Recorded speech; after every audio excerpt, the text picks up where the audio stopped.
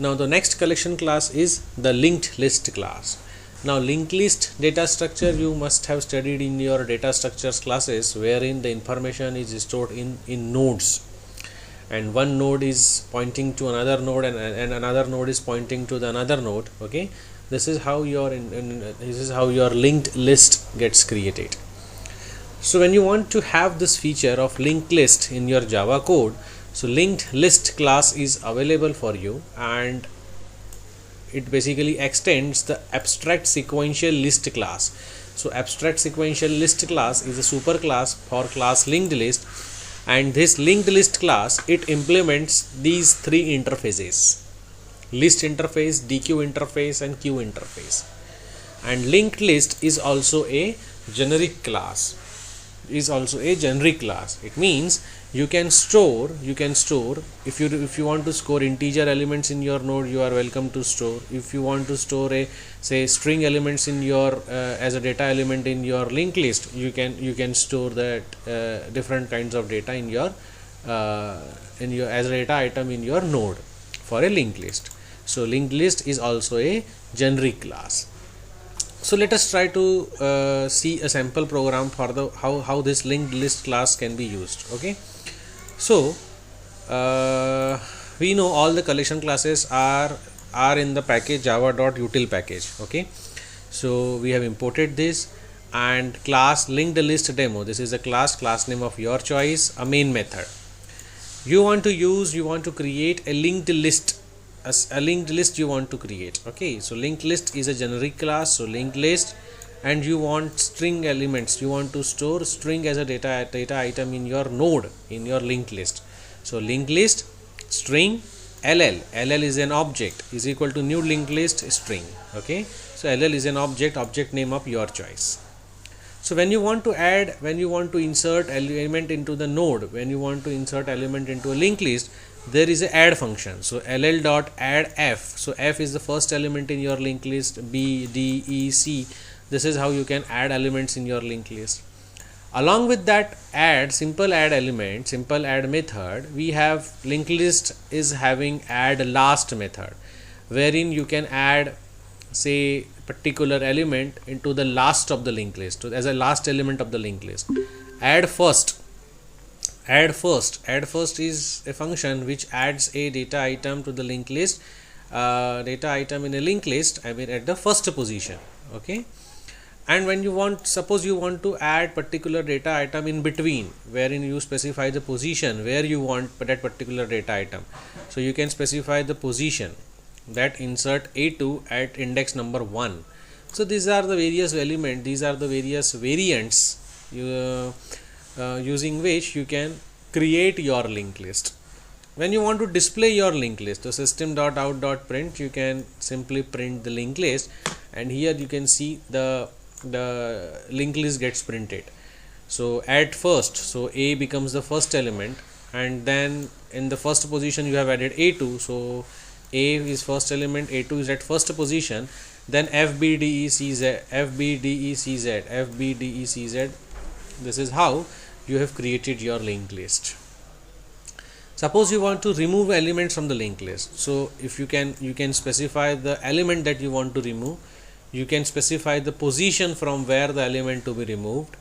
Okay, if you want to remove the first element, this is how you can remove the first element. So remove first is a method which is available in the linked list class, which removes the first element from the list. Remove last is the method which is also available in the linked list class, which removes the last element. Okay, now there are few other methods also available, say get and set method. Okay, so get and set method, say linked list dot get to, you have specified the position, linked list dot get to, so you have specified the position.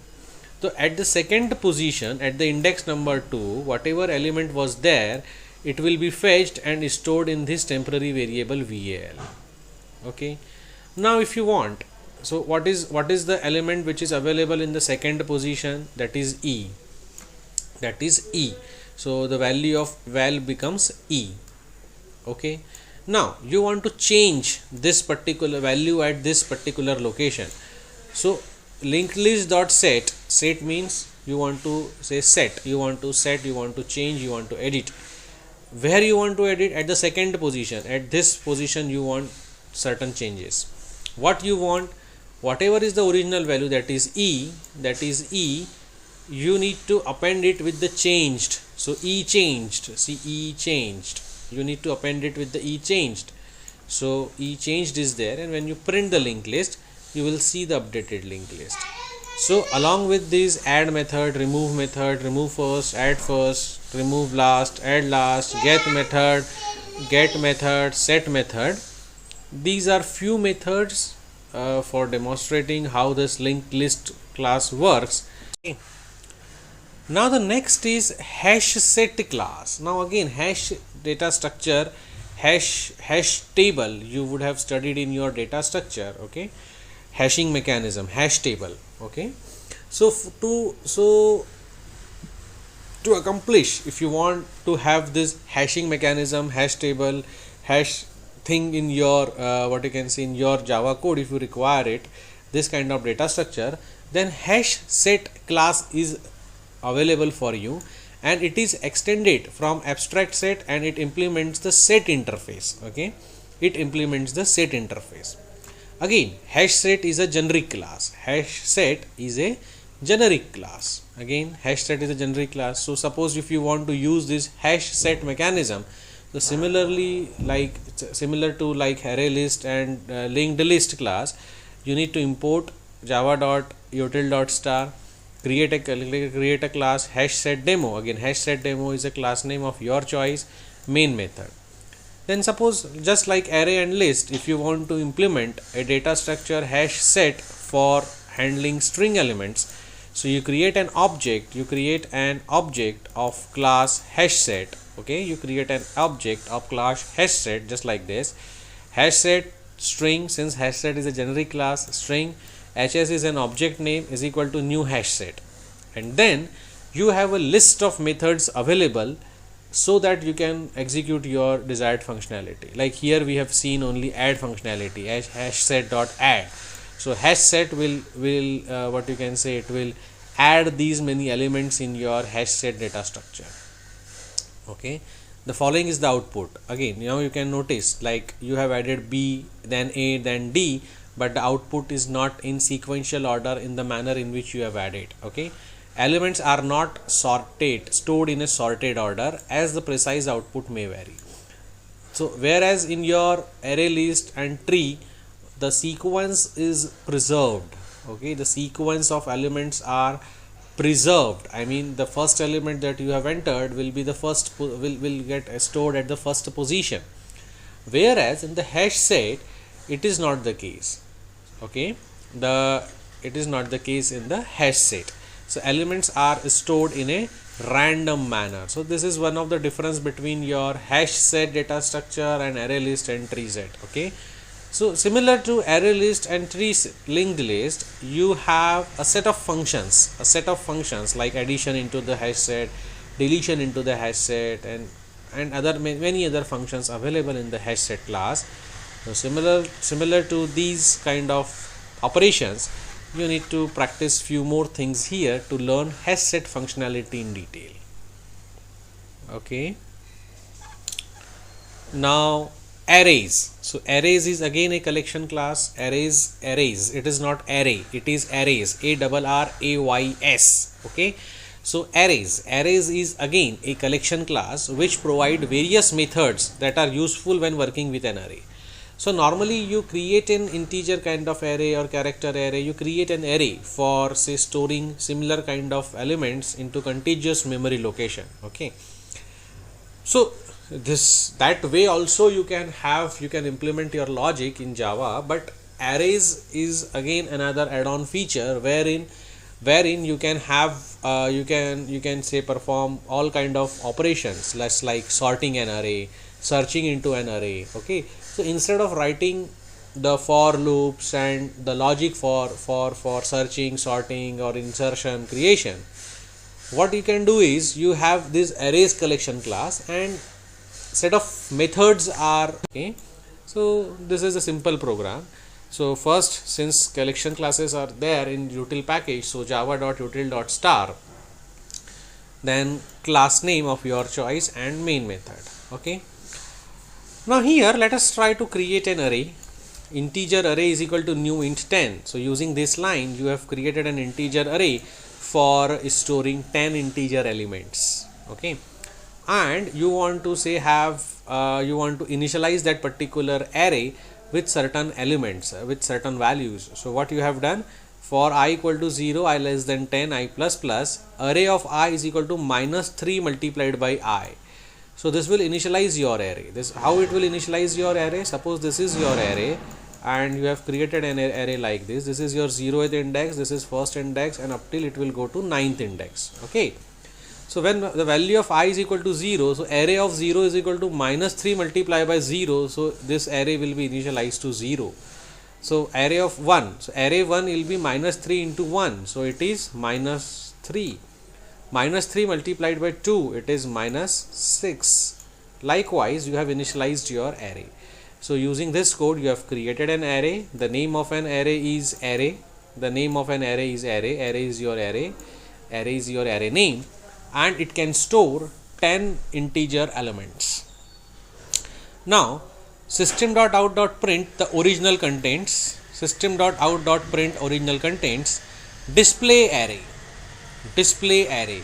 Again, using system.out.println you can print, but here using display you can say the method, and by supplying an array class to it. Okay, so you can print whatever is the original content here. So this original contents gets printed 0, minus 3, minus 6, minus 9. Likewise, you have printed your original content in the array. Now you want the method, say arrays dot sort array. So arrays dot sort array, so you have supplied this entire array over here and you have called this sort method. And if you want to say print the sorted array, it's like this, so this array gets sorted and it will be printed. Okay, this is your sorted array gets printed. Okay, after that, if you want to fill array with certain values, so array dot fill, arrays dot fill array, you want to fill 2, 6 minus 1 from the index number second to array number index number 6. If you want the values to be filled or replaced by minus 1, so you will do it like this: the second position, third position, fourth position, and fifth position.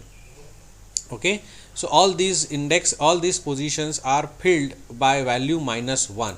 So this is how you can say call this fill function in the arrays, and you can print it, system.out.print and display. Okay, now again, if you want to sort the array, so earlier you have sorted array on the original content. Now you have changed the content of an array and you want to sort and print it again. Okay, so now it is again you have sorted it, so all the minus 1, minus 1, minus 1 have been shifted to right side and it is printed again.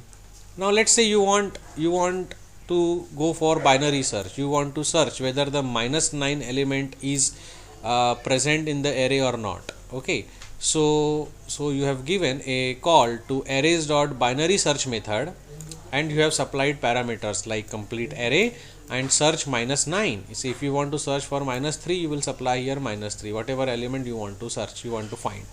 Okay, if that element is found, so it will return the index. It means minus 9 is available at index number 2, minus 9 is available at index number 9. Whatever is the position of that element, where that element is found in an array, you can print the index. So minus 9 is at location number 2. This is your 0th location, this is your first location, this is your second location. So minus 9 is available at index number 2. So this is how you can go for binary search method in arrays class. Okay, and display function, here we have called this display. Okay, here we have given a call to display function. Now this display function, we have written this display function over here. Okay, so display function we have written, we have passed an array, and this is, see the syntax, this is a new syntax for int I colon array. How you can read this this syntax? Suppose your array is this, okay, 0 1 2 up to 9, and first element is say 0, second element is -3, third is -6, is -12, something elements are there. So what this for will do, read the first integer from array, read the first integer from array into variable I and print the variable I. Then read the second integer from array into variable I and print the second variable I. Read the next integer from an array and print the variable I. And this for will continue till the end of this array. Till the end of this array. Okay, and if you don't want to print it like this, okay, you can simply go for int I equal to 0, I less than length of the array I plus plus, print system.out.println a of I. You can go for normal logic also for printing, but this is just to tell you, like, this is a shortcut for say iterating. This is how you can this is shortcut for iterating over a set of collection over collection classes to print the elements stored in collections. So vector is again a collection class. Vector is also useful in implementing a dynamic array. In C++ also you can implement vector, and you can have this dynamic array concept in C++, as you might have studied. So vector implements a dynamic array. It is similar to array list. Array list is also used to implement dynamic array, but with two differences. Now what is the difference between vector and array list? Vector is synchronized and it contains many legacy methods that are not part of collection frameworks. Vector is declared like this. Okay, once we discuss the program, we will discuss what is the meaning of this synchronized, and it contains many legacy methods, okay, that are not part of collection framework, the collection that are not part of this array list. Okay, so vector is again a collection class. Vector is again a collection. Vector is also a generic class. Okay, so vector E, in the sense, if you want to operate vector over integers, okay, vector methods can operate on those integers. If you want to say operate with the string data type, so vectors, same kind of code, same method can operate on a string data type. Okay, now the default vector which has an initial size of 10. Now if you create a vector, if you create a default vector, initially the size of vector is 10, whereas when we created this array list and when we have printed the initial empty the size list, and when we created this array list and we have printed the size, we have seen the size of initial empty array list is 0, whereas the default vector, if we simply create an vector and if we create a size, it will have a initial size of 10. Okay, so let's try to study this vector. Okay, import java.util.star. Vector collection class is available in the util package. Class vector demo, class name of your choice, and a main method. Now how to create a vector? See, vector is a class. It is a generic class and we want to operate over integer data type. So vector integer v is the object, new vector integer 3, 2. Now vector has several different types of constructor, wherein what this particular constructor type says ki initial size is 3 and increment is by 2. Initial size is 3 and increment is by 2. So let's say when you don't provide this 3, 2 and you create a blank vector, the initial size is 10. That is one format of vector object creation. In this, whereas you have provided don't create an initial size vector of 10, vector of size 10, you only create a vector of size 3. Okay, size 3 का vector बनाइए to store 3 elements, and when user will import first element, then you increment it when you second element and third element when this when user tries to enter into it. So sequentially you increase the size by 2. This is the meaning of this. Initial size is 3 and increment is by 2. Okay, so let's say you have created a vector 3, 2 and you print the v dot size. What is the initial size of an vector? So initial size of an vector is say 0. Okay, but the capacity is 3. देखिए यहाँ पे दो function है. First is print the vector dot size, and second print vector dot capacity. So vector dot size and vector dot capacity. So capacity of this vector v is 3, capacity of this vector is 3. I mean this vector can store 3 elements. And how many elements are available in the vector? 0 elements. No element is available at this point. So the size is 0 but the capacity is 3. Now in the next line, you have added say 4 elements. Now you have added say 4 elements. Add element 1, add element 2, add element 3, add element 4. Now you have added 4 elements. So after adding 4 elements, you print the capacity. Please mute your mic. System.out.println, after adding 4 elements, after adding 4 elements into an vector v, when you print the capacity and you see the capacity is 5. Why your capacity is 5? Because you have created an vector. Initially the capacity of vector is 3. First element, second element and third element.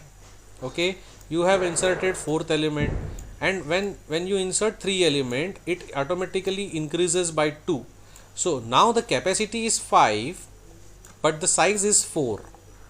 Okay, now the capacity of vector v is 5 but the size is 4 because you have added 4 element into it. Now suppose you have added another element into the vector, add element 5. So here you have added element 5 and subsequently the capacity will increment by 2 because you have what you have said initially, capacity is 3 and incremented by 2. So when the capacity is full, it will increment by 2. Okay, and likewise you simply add element and see the how your capacity varies like this. Then you can print. There are several other functions other than add element, like say first element. So if you want to print the first element of an vector, you can print it like here.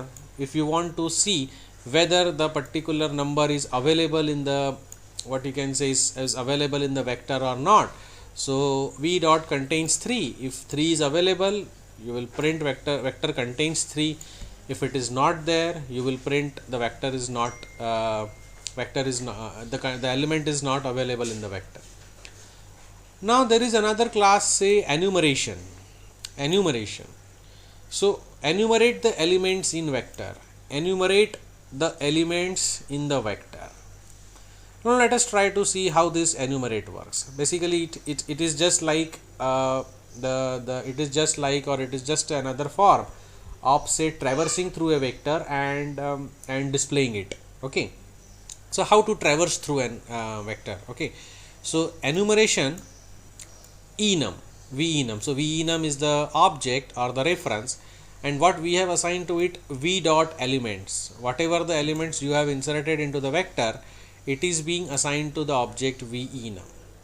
Now you want to print the elements in a vector. So system.out.print elements in a vector, and this while will run while enum dot has more elements, while venum has more elements. So let's say 5 elements are there. So yes, it has 5 more elements to print. So system.out.println, it will print the next element. It will print the next element. Then it has more element. Yes, it will print the next element. It has more element. Yes, it will print the next element. It has more elements. It will print the next element. Just like this, and it will continue till this enum structure contains elements from a vector. Once all the elements in a vector gets printed, so this while will terminate and your program moves out of this while. So this is another way of traversing and printing an element from an vector, elements from an vector. So here the use of iterator.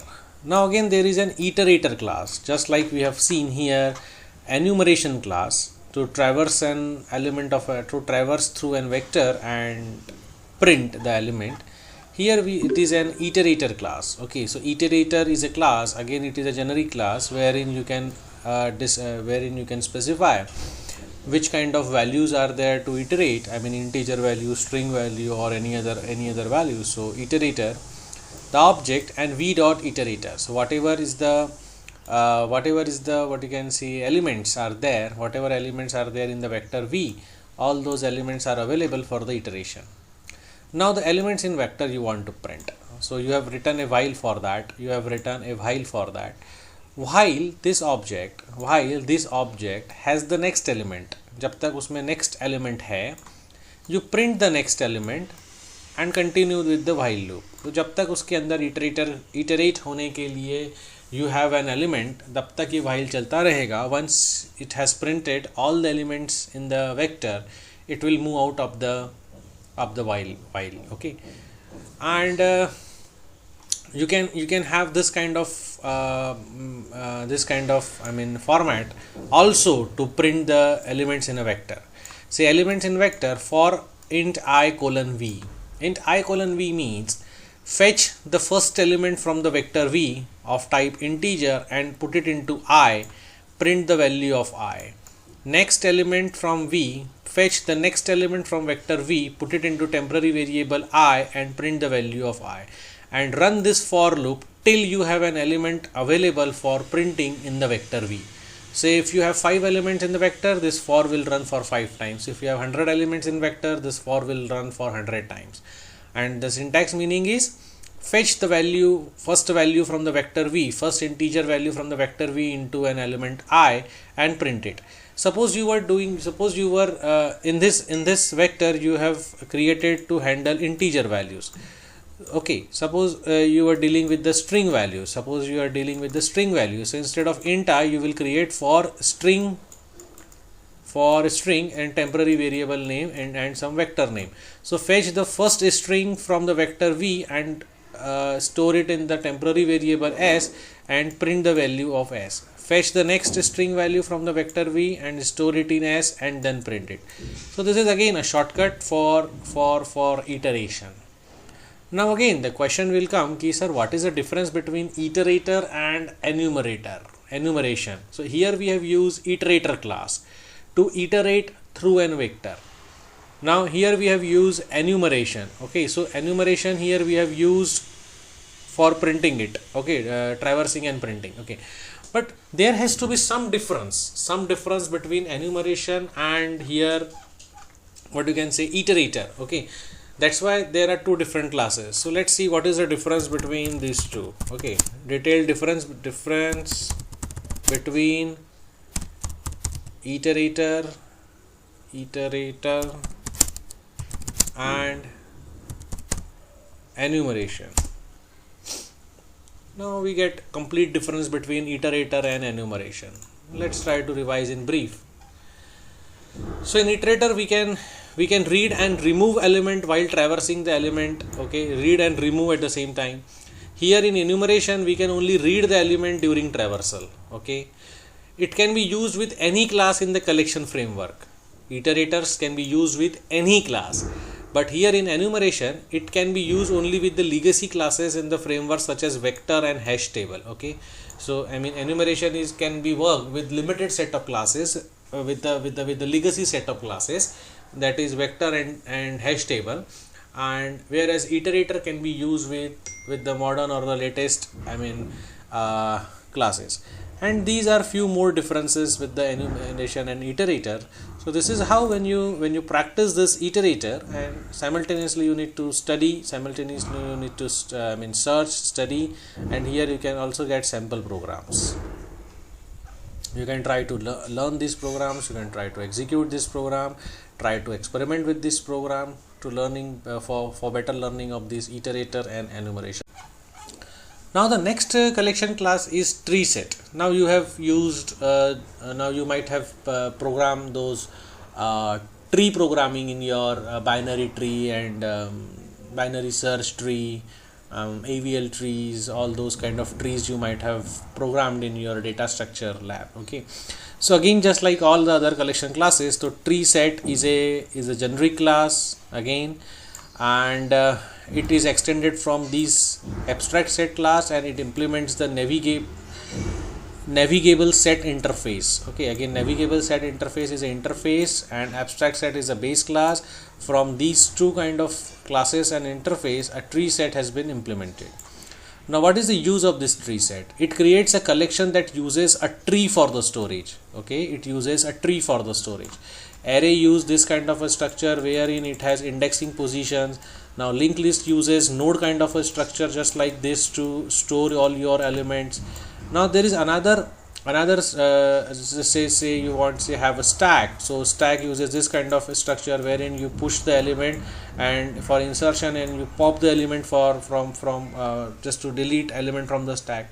So tree is a kind of data structure wherein you have a tree kind of storage, for tree kind of what you can say design, wherein you store your data just like this. Okay, so objects are stored in sorted and ascending order. So whatever elements you try to insert from here, appropriately it will decide in which node the data will go, and when you try to print all the leaf nodes or when you try to print the data, it will be in sorted and ascending order.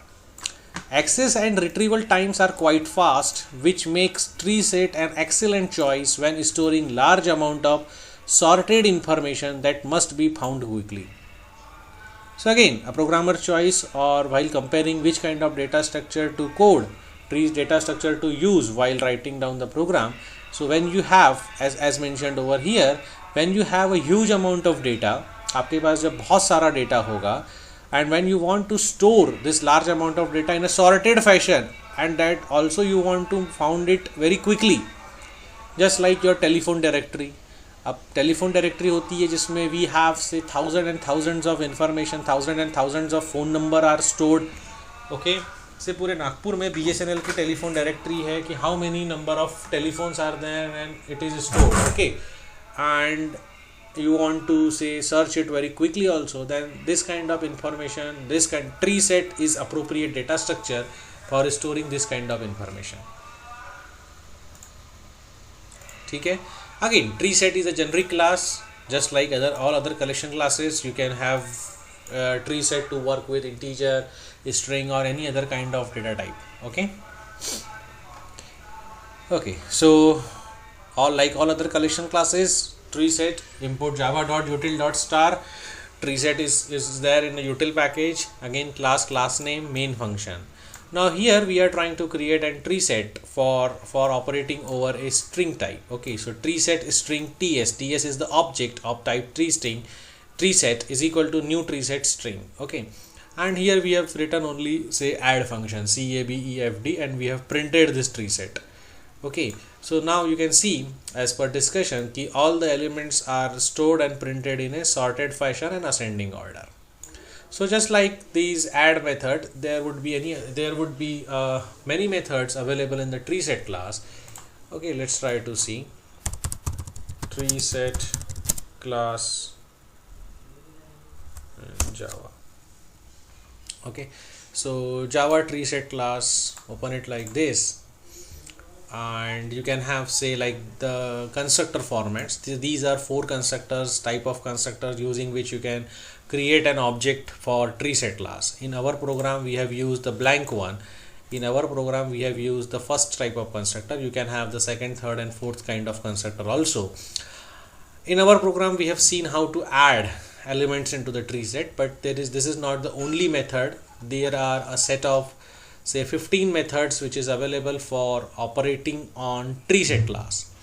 Okay, so you can say identify the size, you can remove the element, you can have the last, you can have iterator, you can have isEmpty, you can have head set first, you can search whether the particular element is available in the set, you can clone, you can say copy the particular tree set. Okay, so you can get I think we have taken the program from here. Okay, so you can try to say implement few of these functions, okay, and try to understand it in more better way. Okay, the priority queue. Again, the queue data structure you might have studied. The queue data structure is like this. The first in first out, whoever enters the queue first will get a chance to exit first, just like a when you stand in a queue for say for some items. So whoever enters the queue first will get an option to get item first, and then the queue will move ahead, and the next person will get a chance to get a say movie ticket. Say 5 people are there in a queue, so whoever arrives first will get ticket first, then the next person, then the next person. So first in first out, whoever comes first will out first. Okay, so priority queue is an variation in that normal queue concept. And again, just like all other collection classes, we have a priority queue class. Okay, it is also a generic class. Here we want it to operate on a string kind of an elements. We create an object of priority class, and with the set of methods available, we try to execute this priority queue logic.